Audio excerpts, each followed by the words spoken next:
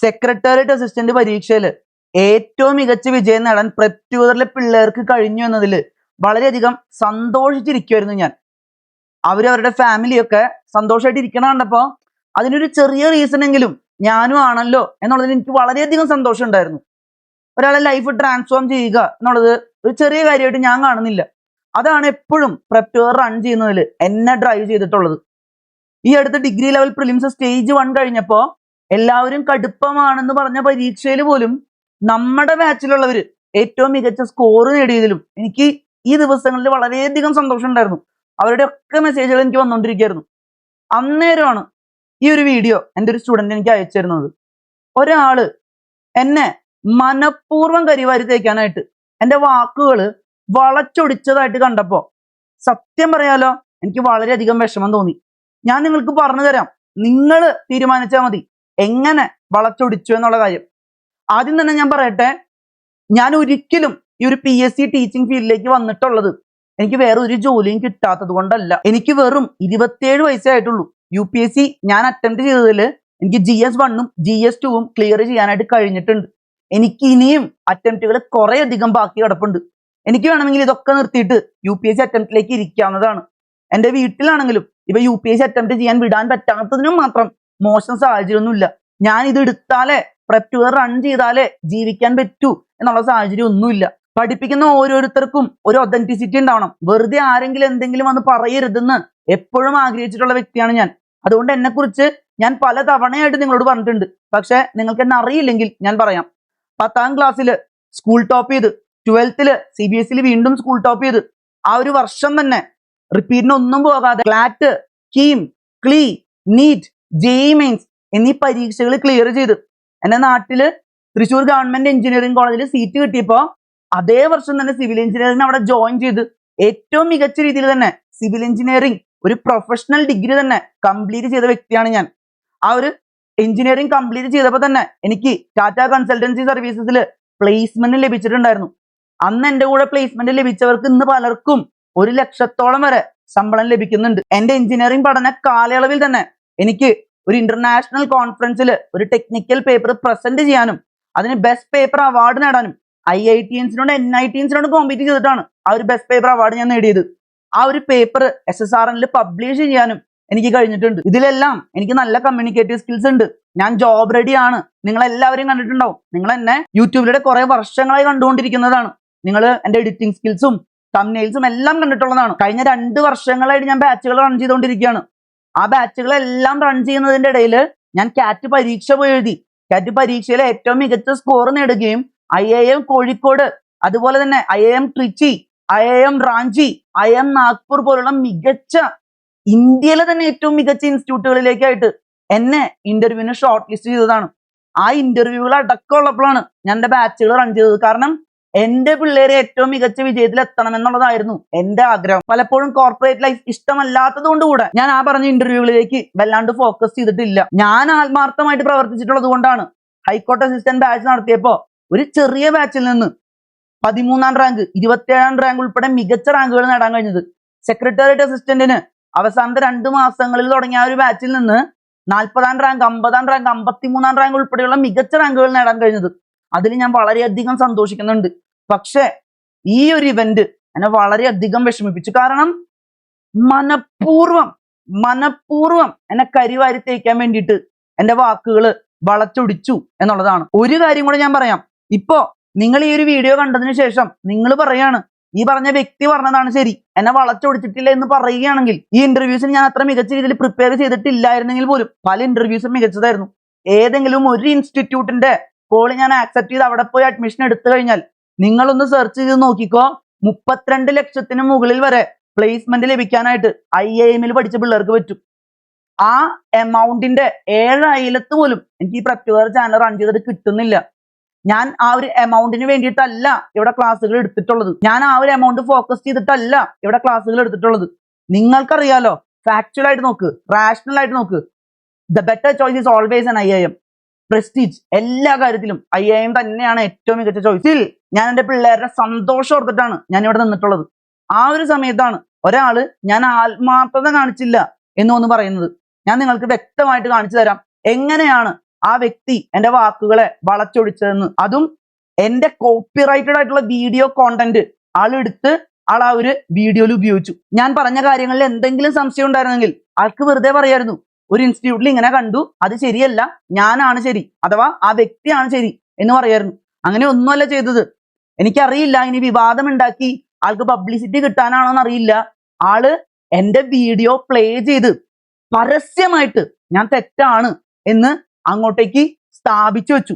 ആളുടേതായിട്ടുള്ള വളച്ചൊടിച്ച വാക്കുകളിലൂടെ. ഞാൻ കാണിച്ചു തരാം. ഈ ഒരു ചോദ്യം എടുത്തു വെച്ചുകൊണ്ടാണ് ഞാൻ ആത്മാർത്ഥത കാണിക്കാതെ കോൺസെപ്റ്റൽ ക്ലാരിറ്റി ഇല്ലാതെ സംസാരിച്ചു എന്ന് പറഞ്ഞത്. ഞാനും UPSC GS1 GS2 ഒക്കെ ക്ലിയർ ചെയ്തിട്ടുള്ള വ്യക്തിയാണ്. എനിക്കും അറിയാവുന്നതാണ്. ഞാൻ ഇവിടെ നിങ്ങൾക്ക് മുന്നിൽ കാണിച്ചു തരാൻ പോകുന്നത് വ്യക്തമായിട്ടുള്ള ടെക്സ്റ്റ് ബുക്കുകളിലെ വാക്കുകളാണ്. ആ വ്യക്തി പറഞ്ഞത് ഫാക്ച്വലി നോക്കുകയാണെങ്കിൽ ഞാൻ തെറ്റാണെന്നാണ്. ഞാൻ ഇവിടെ സ്റ്റാൻഡേർഡ് ബുക്സ് എടുത്തു വെച്ച് നിങ്ങൾക്ക് കാണിച്ചു തരാം എന്താണ് ഫാക്ട്സ്, എന്താണ് സ്റ്റാൻഡേർഡ് ബുക്സ് പറയുന്നതെന്ന്. ആദ്യം തന്നെ ആ വ്യക്തി ഉപയോഗിച്ചത് ആദ്യത്തെ സ്റ്റേറ്റ്മെന്റിൽ ഞാൻ പറഞ്ഞൊരു കാര്യമാണ്, എൽ നിനോ ഒരു വാം കറന്റ് അല്ല എന്ന് ഞാൻ പറഞ്ഞു. എന്തുകൊണ്ട്? എൽ നിനോ ഒരു കറന്റ് അല്ല, എൽ നിനോ ഒരു ഫിനോമിനൻ ആണ്, അഥവാ പാറ്റേൺ ആണ്. ഇനി ആ വ്യക്തിക്ക് ഞാൻ പറഞ്ഞ കാര്യത്തില് വ്യക്തത ഉണ്ടായില്ലെന്ന് തന്നെ ഇരിക്കട്ടെ, ആ വ്യക്തി എന്തിന് പബ്ലിക്ലി എന്റെ വീഡിയോ എടുത്ത് വെച്ചു? ഇവിടെ നിങ്ങൾ നോക്ക്, എന്തുകൊണ്ട് ഞാൻ കറന്റ് അല്ല എന്ന് പറഞ്ഞു. GC ലിയോങ്, ഞാൻ നിങ്ങളോട് പറയാണ്, UPSC പ്രിപ്പയർ ചെയ്യുന്നവർ ഉപയോഗിക്കുന്ന ബുക്കാണ്. GC ലിയോങ്ങില് പ്രത്യേകമായിട്ട് ഓഷ്യൻ കറൻസിൻ്റെതായിട്ടുള്ള സ്ഥാനത്ത് പറഞ്ഞിട്ടുണ്ട്, അവ റെഗുലർ ആയിട്ടുള്ള പാറ്റേണുകളാണ്. എൽ നിനോ ഒരു റെഗുലർ ആയിട്ടുള്ള പാറ്റേൺ ആണോ? അല്ല, എൽ നിനോ ഇറഗുലർ ആണ്. ഇറഗുലർ ആയിട്ടാണ് നടക്കുന്നത്. ഇത് മാത്രമല്ല പ്രൂഫ്, ഞാൻ രണ്ട് കാര്യങ്ങൾ എടുത്ത് കാണിച്ചിട്ട് ഇതുവഴി ഞാൻ പറഞ്ഞത് ശരിയാകുന്നു എന്ന് പറയല്ല. NOAA national oceanic and atmospheric administration എന്ന US ഫെഡറൽ ഏജൻസി പോലും വ്യക്തമായിട്ട് പറയുന്നുണ്ട്, ഇത് വെറും ഒരു ക്ലൈമറ്റ് പാറ്റേൺ ആണ്, ഇതൊരു ഓഷ്യൻ കറന്റ് അല്ല. എങ്കിൽ എന്തുകൊണ്ട് പല സ്ഥലങ്ങളിലും ഇതൊരു വാം കറന്റ് എന്ന പേരിൽ കാണപ്പെടുന്നു? കാരണം പണ്ട് മുക്കുവന്മാര് ഒരു വാം കറന്റിനെ എൽ നിനോ എന്ന് വിളിച്ചിരുന്നു. പക്ഷെ സയന്റിഫിക് ആയി നോക്കുമ്പോൾ, മോഡേൺ രീതികൾ നോക്കുമ്പോൾ എൽ നിനോയെ ഒരിക്കലും ഒരു കറന്റ് ആയിട്ട് നമുക്ക് കാണാൻ കഴിയില്ല. ഇവിടെ ഞാൻ പറഞ്ഞില്ലേ, GC ലോങ്ങിൽ കൊടുത്തിട്ടുണ്ട്, നിങ്ങൾ NCERT പോയി നോക്കൂ. കറന്റ് എന്ന് പറഞ്ഞു കഴിഞ്ഞാൽ അത് റെഗുലർ ആയിരിക്കണം. ഇവിടെ പ്രത്യേകം വിക്കിപീഡിയയിൽ അടക്കം പറയുന്നുണ്ട്, El Nino southern oscillation is A global climate phenomenon. അതൊരു ക്ലൈമറ്റ് ഫിനോമിനൻ ആണ്. അത് തന്നെയല്ലയോ മിസ്റ്റർ ഞാൻ ഇവിടെ പറഞ്ഞത്, വ്യക്തമായി പറഞ്ഞത്, എൽ നിനോ ഒരു ഫിനോമിനൻ അഥവാ പാറ്റേൺ ആണ്, എൽ നിനോ ഒരു കറന്റ് അല്ല എന്നാണ് ഞാൻ പറഞ്ഞത്. ഈ ഒരു കാര്യം നിങ്ങൾ ഓർത്ത് വെക്കണം. ഇനി വളച്ചൊടിച്ച വാക്കുകൾ കൂടെ ഞാൻ കാണിച്ചു തരാം.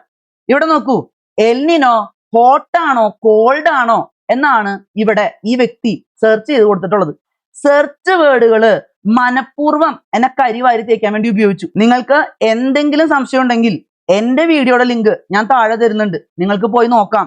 ഞാൻ എൽ നിനോ വാം കറന്റ് അല്ല എന്ന് പറയുന്നിടത്ത് പ്രത്യേകം പറയുന്നുണ്ട്, അത് കറന്റ് അല്ലാത്തത് കൊണ്ടാണ് ഞാനത് റോങ് ആണെന്ന് പറയുന്നതെന്ന്. എൽ നിനോ ഒരു ഫിനോമിനൻ ആണ്, അഥവാ ഒരു പാറ്റേൺ ആണ്, ഒരു കറന്റ് അല്ല എന്നാണ് ഞാൻ വ്യക്തമായിട്ട് പറഞ്ഞിട്ടുള്ളത്. നിങ്ങൾക്ക് ആ വീഡിയോ കാണാം. ആ വ്യക്തിയെ എനിക്ക് വ്യക്തിഹത്യ ചെയ്യാനായിട്ട് താല്പര്യമില്ലാത്തതുകൊണ്ട് ഞാൻ ആ വ്യക്തിയുടെ വീഡിയോ ഇവിടെ കൊടുക്കുന്നില്ല. നിങ്ങൾക്ക് എന്റെ വീഡിയോ പോയി നോക്കാം, നിങ്ങൾ എന്നിട്ട് ജഡ്ജ് ചെയ്തോളൂ, നിങ്ങൾ എന്നിട്ട് തീരുമാനിച്ചോളൂ ഞാൻ എന്തുകൊണ്ടാണ് എൽ നിനോടെ ആ ഒരു സ്റ്റേറ്റ്മെന്റ് തെറ്റാണെന്ന് പറഞ്ഞതെന്ന്. ഞാൻ കറന്റ് എന്ന പേരിലാണ് പറഞ്ഞിട്ടുള്ളത്. ഇതിന്റെ പേരിൽ അത് ഡിബേറ്റബിൾ ആവാം. അതായത് പണ്ട് എൽ നിനോ കറന്റ് ആയിരുന്നു എന്നതിന്റെ പേരിൽ ഡിബേറ്റബിൾ ആവാം. ഡിബേറ്റബിൾ ആയിട്ടുള്ള ഒരു കാര്യത്തില് എന്തിന് പബ്ലിക് ആയിട്ട് എന്റെ വീഡിയോ, എന്റെ കോപ്പിറൈറ്റഡ് കോണ്ടന്റ്, എന്റെ മുഖമുള്ള വീഡിയോ, മുഖം പോലും ഹൈഡ് ചെയ്യാതെ അവിടെ കൊണ്ടുവന്ന് വെച്ച് ഞാൻ തെറ്റായ കാര്യങ്ങളാണ് കുട്ടികളെ പഠിപ്പിച്ചു കൊടുക്കുന്നത്, കോൺസെപ്റ്റൽ ക്ലാരിറ്റി വേണമെങ്കിൽ നിങ്ങളുടെ ക്ലാസ്സിൽ വരണമെന്ന് എന്തിനു നിങ്ങൾ പറഞ്ഞു? ഡിബേറ്റബിൾ ആയിട്ടുള്ള ഇഷ്യൂ ആയിരുന്നെങ്കിൽ, നിങ്ങൾക്കൊരു സംശയം ഉണ്ടായിരുന്നെങ്കിൽ, ഞാൻ പറഞ്ഞ കാര്യങ്ങൾ നിങ്ങൾക്ക് വ്യക്തതയില്ലായിരുന്നെങ്കിൽ എന്റെ പേര് പറയാതെ നിങ്ങൾക്ക് പറയായിരുന്നു. നിങ്ങൾ എന്റെ മുഖം അടക്കം എടുത്ത് ഉപയോഗിച്ചു. അത് തീർത്തും തെറ്റാണ്. ഞാൻ ഇത് പറയുന്നില്ല, അത് തീർത്തും തെറ്റാണെന്ന് ഈ വീഡിയോ കണ്ടു കഴിഞ്ഞതിന് ശേഷം ഓരോ സ്റ്റുഡന്റും പറയട്ടെ, ഞാൻ പറയുന്നില്ല. ഇവിടെ നിങ്ങൾ കണ്ടില്ലേ, എൽ നിനോ ഹോട്ട് ആണോ കോൾഡ് ആണോ എന്നാണ് ആള് സെർച്ച് ചെയ്ത് കൊടുത്തിട്ടുള്ളത്. നിങ്ങൾ എന്റെ വീഡിയോ പോയി കണ്ടു നോക്കിക്കോ, അതിലെവിടെയെങ്കിലും എൽ നിനോ കോൾഡ് ആയതുകൊണ്ടാണ് ഞാൻ ഈ പറഞ്ഞ ചോദ്യത്തില് എൽ നിനോ തെറ്റായതെന്ന് പറഞ്ഞിട്ടുണ്ടോ എന്ന് നിങ്ങൾ നോക്കിക്കോ. ആ വ്യക്തി പറഞ്ഞത് എൽനിനോ ഒരു കോൾഡ് കറന്റ് ആയിട്ട് ഞാൻ പറഞ്ഞു എന്നുള്ളതാണ്. ആള് പേർപ്പസ്ഫുള്ളി അത് സെർച്ച് ചെയ്തത് നിങ്ങൾ കണ്ടിട്ടുള്ളതാണ്. ഞാൻ പറഞ്ഞത് എന്താണ്? പെറു കറന്റ് അഥവാ ഹബോൾട്ട് കറന്റ് ആണ് എൽനിനോയുമായിട്ട് കണക്റ്റഡ് ആയിട്ട് നമുക്ക് കാണാൻ കഴിയുന്ന ഒരു കറന്റ്. അത് നിങ്ങൾക്ക് വിക്കിപീഡിയയിൽ അടിച്ചു കൊടുക്കാം. ഞാൻ എൽനിനോയാണ് ഹബോൾട്ട് എന്നല്ല പറഞ്ഞിട്ടുള്ളത്. എൽനിനോയും പെറുവും സെയിം ആണെന്നല്ല പറഞ്ഞിട്ടുള്ളത്. എനിക്ക് മനസ്സിലാകുന്നില്ല നിങ്ങൾക്ക് ഇംഗ്ലീഷ് മനസ്സിലാകുമോ, മലയാളം മനസ്സിലാകുമോ, തമിഴ് മനസ്സിലാകുമോ, ഹിന്ദി മനസ്സിലാകുമോ എന്ന് എനിക്ക് മനസ്സിലാകുന്നില്ല. നിങ്ങൾ എങ്ങനെയാണ് ഞാൻ എൽനിനോ ഒരു കോൾ കറന്റ് ആണെന്ന് പറഞ്ഞു എന്ന് എന്റെ വാക്കുകളിൽ നിന്ന് മനസ്സിലാക്കി എടുത്തതെന്ന് നിങ്ങൾക്ക് ആർക്ക് വേണമെങ്കിലും ആ വീഡിയോ പോയി നോക്കാവുന്നതാണ്. ഞാൻ പറഞ്ഞത് എൽനിനോയുമായിട്ട് കണക്റ്റഡ് ആയിട്ട് നമുക്ക് കാണാൻ കഴിയുന്ന ഒരു കറന്റ്, അത് പെറുവിയൻ അഥവാ ഹബോൾട്ട് കറന്റ് ആണ്. ഈ ഹബോൾട്ട് കറന്റ് ഒരു കോൾഡ് കറന്റ് ആണെന്നാണ് പറഞ്ഞിട്ടുള്ളത്. ദേ ഇവിടെ നിങ്ങൾക്ക് കാണാം, എൽനിനോ പെറു കറന്റിനെ ബാധിക്കുന്നുണ്ട്. കണക്ഷൻ എന്ന് പറഞ്ഞു കഴിഞ്ഞാൽ മലയാളത്തിൽ പറയുകയാണെങ്കിൽ ബന്ധപ്പെട്ടിരിക്കുന്നു എന്നാണ്, അല്ലെ? സെയിം ആണെന്നല്ല. എനിക്കറിയില്ല, ഇനി ഞാൻ പഠിച്ച മലയാളത്തിൽ തെറ്റാണെന്ന് അറിയില്ല. കണക്ഷൻ എന്ന് പറഞ്ഞു കഴിഞ്ഞാൽ കണക്റ്റഡ് ആയിട്ടുണ്ട്, ബന്ധമുണ്ട്, ഒരു ഇന്ററാക്ഷൻ ഉണ്ട് എന്ന് മാത്രമാണ്. അല്ലാതെ അതിന്റെ അർത്ഥം അവിടെ രണ്ടും സെയിം ആയെന്നല്ല. ആ വ്യക്തി സെർച്ച് ചെയ്ത് നിങ്ങൾ നോക്ക്. ഞാൻ പറഞ്ഞത് എന്താ? എൽനിനോയും പെറു കറന്റ് അഥവാ ഹബോൾ കറന്റും കണക്റ്റഡ് ആണെന്നാണ്. നിങ്ങൾ എന്റെ വാക്കുകൾ ആ വീഡിയോയിൽ തന്നെ എടുത്ത് നോക്കിക്കോ. ഞാൻ ധൈര്യമായിട്ട് ഇവിടെ നിന്ന് പറയാണ്, ഞാൻ പറഞ്ഞത് എൽനിനോയും പെറു ഹബോൾട്ട് കറന്റ് ഇവ കണക്റ്റഡ് ആണ് എന്നാണ്. ആ വ്യക്തി സെർച്ച് ചെയ്ത് നോക്കിയേ, എൽനിനോയും പെറു ഹബോൾട്ട് കറന്റും സെയിം ആണോ? എന്തിനാണ് ഇങ്ങനെ സെർച്ച് ചെയ്തത്? എന്റെ വീഡിയോ പബ്ലിക്കിൽ എടുത്ത് കാണിച്ചിട്ട് ഞാൻ പറയാത്തൊരു കാര്യത്തെ പറ്റി സെർച്ച് ചെയ്തിട്ട് ഞാൻ പറയുന്ന കാര്യങ്ങളിൽ കൺസെപ്റ്റൽ ക്ലാരിറ്റി ഇല്ലെന്ന് പറഞ്ഞത് എന്തിനാ? നിങ്ങളുടെ സ്വാർത്ഥ ലാഭത്തിന് വേണ്ടിയിട്ടാണോ? എനിക്കറിയില്ല. അടുത്ത സ്റ്റേറ്റ്മെന്റിൽ, രണ്ടാമത്തെ സ്റ്റേറ്റ്മെന്റിൽ ആ വ്യക്തി പറഞ്ഞത്, ഞാൻ പറഞ്ഞു വാം വാട്ടർ അക്യുമുലേഷൻ അല്ല അപ്വെല്ലിംഗ് നടക്കുമെന്ന്. ഞാൻ അവിടെ വാം വാട്ടർ അക്യുമുലേഷനെ കുറിച്ചിട്ടല്ല പറഞ്ഞിട്ടുള്ളത്. അവിടെ ഞാൻ പറഞ്ഞത് ഇവിടെ കൊടുത്തിട്ടുള്ള കോൾഡ് വാട്ടറുമായിട്ട് കണക്റ്റഡ് ആയിട്ട് നോക്കുമ്പോൾ അവിടെ അക്യുമുലേഷൻ അല്ല അപ്വെല്ലിംഗ് ആണ് നടക്കുന്നത് എന്നാണ്. പിന്നെ ആ വ്യക്തി പറഞ്ഞ കാര്യത്തിലേക്ക് നോക്കുകയാണെങ്കിൽ തന്നെ ആ സ്ട്രോങ് പസഫിക് ട്രേഡ് വിൻസ് എന്നുള്ളത് ലാനിനയുടേതായിട്ടുള്ള കണ്ടീഷൻ ആണ് ആ സെക്കൻഡ് സ്റ്റേറ്റ്മെന്റ് തന്നിട്ടുള്ളത്. ലാനിനയുടേതായിട്ടുള്ള കണ്ടീഷൻ തരുമ്പോഴും അവിടെ അക്യുമുലേഷൻ അല്ല നടക്കുന്നതെന്ന് ഞാൻ പറഞ്ഞത് കോൾഡ് വാട്ടറിന്റെ അക്യുമുലേഷൻ അല്ല, അവിടെ കോൾഡ് വാട്ടറിന്റെ അപ്വെല്ലിംഗ് ആണ് നടക്കുന്നത് എന്നാണ് ഞാൻ പറഞ്ഞിട്ടുള്ളത്. അതിനു പകരം ആ വ്യക്തി എങ്ങനെയാക്കി എടുത്തു? ഞാൻ പറഞ്ഞു അവിടെ വാം വാട്ടറിന്റെ അക്യുമുലേഷൻ അല്ല നടക്കുന്നത്. ഞാൻ അങ്ങനെ പറഞ്ഞിട്ടില്ല. ഞാൻ ഇവിടെ നിന്ന് പറയുന്നു. ഞാൻ എപ്പോഴും എല്ലാവരോടും പറയാറുള്ള കാര്യമാണ്, അനോന്ന് ഒരു നാക്കിയുള്ളൂ, ഒരു വാക്കിയുള്ളൂ. ഞാൻ പറയുന്നു, ഞാൻ പറഞ്ഞിട്ടില്ല വാം വാട്ടറിന്റെ അക്യുമുലേഷൻ അല്ല അവിടെ നടക്കുന്നത് എന്ന് ഞാൻ പറഞ്ഞിട്ടില്ല. കോൾഡ് വാട്ടറുമായിട്ട് കണക്റ്റഡ് ആയിട്ട് അക്യുമുലേഷൻ അല്ല അപ്വെല്ലിംഗ് ആണ് സ്ട്രോങ് പസഫിക് ട്രേഡ് വിൻസിന്റെ കാര്യത്തിൽ നടക്കുന്നത് എന്ന് ഞാൻ പറഞ്ഞു. ഈവൻ ആ ഒരു രീതിയിൽ നോക്കുമ്പോൾ പോലും ആ ഒരു സ്റ്റേറ്റ്മെന്റ് തെറ്റാണ്. ഇത്രയും ഞാൻ പറഞ്ഞു. കാരണം ഇതെന്നെ ചെറുതായിട്ടൊന്നുമല്ല വിഷമിപ്പിച്ചിട്ടുള്ളത്. എന്റെ വീട്ടിൽ നിന്നാണെങ്കിലും ബന്ധുക്കാരിൽ നിന്നാണെങ്കിലും കുറേയധികം എതിർപ്പുകൾ നേരിട്ടുകൊണ്ടാണ് ഇവിടെ എന്റെ ഓരോ സ്റ്റുഡന്റും അവരുടെ സന്തോഷത്തിലേക്ക് എത്തിച്ചേരണം, എനിക്ക് അവരുടെ സന്തോഷത്തിന് കാരണമാകാൻ കഴിയണം എന്നുള്ള ആഗ്രഹത്തോടുകൂടെ ഞാൻ പ്രെപ് ടൂർ നടത്തിയിട്ടുള്ളത്. നിങ്ങൾക്ക് എല്ലാവർക്കും അറിയാം പ്രെപ് ടൂർ എങ്ങനെയാണ് മുന്നോട്ട് പോയിട്ടുള്ളതെന്ന്. എന്നിട്ട് ഒരാള് ആളുടേതായിട്ടുള്ള, എന്തിനാണെന്ന് എനിക്കറിയില്ല, ആഗ്രഹങ്ങൾക്ക് വേണ്ടി, നേട്ടങ്ങൾക്ക് വേണ്ടി എന്നെ കരിവാരി തേച്ചത് കാണുമ്പോൾ വളരെയധികം വിഷമം തോന്നുന്നുണ്ട്. എന്റെ ബാച്ചിലെ സ്റ്റുഡൻസിന് അറിയാം ഞാൻ എത്രത്തോളം ആത്മാർത്ഥമായിട്ടാണ് അവർക്ക് വേണ്ടി പ്രവർത്തിക്കുന്നതെന്ന്. ഞാൻ ലിബറേറ്റ് ബാച്ച് തുടങ്ങിയതിൽ പിന്നെ വീട്ടിൽ പോയിട്ട് കുറെ നാളായി. വല്ലപ്പോഴും ക്രിസ്മസിനും ഈസ്റ്ററിനും 2 ദിവസമാണ് പോയിട്ടുള്ളത്. കാരണം എന്റെ സ്റ്റുഡൻസിന് ഒരു ദിവസം പോലും അവരുടെ പഠനത്തിൽ ബ്രേക്ക് ഉണ്ടാവരുത് എന്ന് ഞാൻ ആഗ്രഹിച്ചു. ആ ദിവസങ്ങളിൽ പോലും അവർക്ക് ഞാൻ പഠിക്കാനുള്ള കാര്യങ്ങൾ പ്രോപ്പറായിട്ട് എക്സാമുകളടക്കം ക്ലാസ്സുകളടക്കം നൽകിയിട്ടാണ് പോയത്. എന്റെ IIM ഇന്റർവ്യൂവിന് പോയപ്പോൾ പോലും എന്റെ പിള്ളേരുടെ പഠനം ഞാൻ ഒരു ദിവസം പോലും മുടക്കിയിട്ടില്ല. എന്നോടാണ് പറയുന്നത് ഞാൻ ആത്മാർത്ഥത കാണിച്ചില്ല. ഇത്രയും മികച്ച രീതിയിൽ പഠിച്ചു വന്നിട്ടുള്ള ഒരു വ്യക്തിയായ ഞാൻ കൺസെപ്റ്റൽ ക്ലാരിറ്റി ഇല്ലാതെ സംസാരിച്ചു എന്ന്. എത്ര ഉറക്കമില്ലാത്ത രാത്രികൾ ഈ ബാച്ചുകൾക്ക് വേണ്ടിയിട്ട് ഞാൻ പ്രവർത്തിച്ചു എന്ന് എന്റെ സ്റ്റുഡൻസിന് അറിയാം. അവര് നാളെ നേടാൻ പോകുന്ന ഏറ്റവും മികച്ച നേട്ടങ്ങളിലേക്ക് ഞാൻ എത്രത്തോളം കഷ്ടപ്പെട്ടിട്ടുണ്ടെന്ന് അവർക്കറിയാം. ഞാൻ ലക്ഷ്യമിടുന്നത് എന്റെ ബാച്ചിലൂടെ ടോപ്പ് 100ലേക്ക് പിള്ളേരെ എത്തണമെന്നാണ്. അതെന്റെ പിള്ളേരെ എത്തുകയും ചെയ്യും, ആരൊക്കെ ഇവിടെ എന്നെ തോൽപ്പിക്കാൻ നോക്കിയാലും. ഇതെല്ലാം പറഞ്ഞുകൊണ്ട് ഞാനിത് ഈ വീഡിയോ കാണുന്ന ഓരോരുത്തർക്കും മുന്നിൽ എടുത്തു വെക്കുകയാണ്. നിങ്ങൾ തീരുമാനിക്കുക, എന്റെ വാക്കുകൾ വളച്ചൊടിച്ചോ? ഇനി ഞാൻ പറഞ്ഞില്ലേ, എൽനിനോനെ പണ്ട് ഒരു വാം കറന്റ് എന്ന് പറഞ്ഞിരുന്നു. അതിന്റെ പേരിൽ സംശയാസ്പദമായിട്ടുള്ള ഒരു കാര്യമായിരിക്കാം. സംശയാസ്പദമായിട്ടുള്ള കാര്യമാണെങ്കിൽ പോലും എന്തിന് എന്റെ വീഡിയോ പബ്ലിക്ലി കാണിച്ച് എന്നെ വ്യക്തിഹത്യ ചെയ്യാൻ ശ്രമിച്ചു? എന്താണ് ആള് നേടിയത്? ഇനി ഇത് വിവാദമാക്കിയിട്ട് ആളുടെ ചാനലിനെ റീച്ച് കിട്ടാനാണോ എനിക്ക് അറിയില്ല. നിങ്ങൾ തീരുമാനിക്കുക. നിങ്ങൾക്ക് ഞാൻ വിട്ടു തരികയാണ്. ഞാൻ ഒന്നും പറയുന്നില്ല, ആളെ ഞാൻ ഒന്നും പറയുന്നില്ല. ആളുടെ മുഖം പോലും ഞാൻ ഇവിടെ കാണിച്ചിട്ടില്ല. ആളുടെ ചാനൽ ഏതാണെന്ന് പോലും ഞാൻ പറഞ്ഞിട്ടില്ല. കാരണം ആ വ്യക്തി ചെയ്തതുപോലെ ആ വ്യക്തിയോട് ചെയ്യാൻ എനിക്ക് കഴിയില്ല. എനിക്ക് ഒരു മാനുഷിക പരിഗണനയുണ്ട്. അതുകൊണ്ട് മാത്രം നിങ്ങൾക്ക് തീരുമാനിക്കാം. നിങ്ങൾക്ക് മുന്നിൽ ഞാൻ വിട്ടുതരുന്നു. എനിക്കിതിൽ സുഖമായിട്ട് ലീഗലി മൂവ് ചെയ്യാവുന്നതാണ്.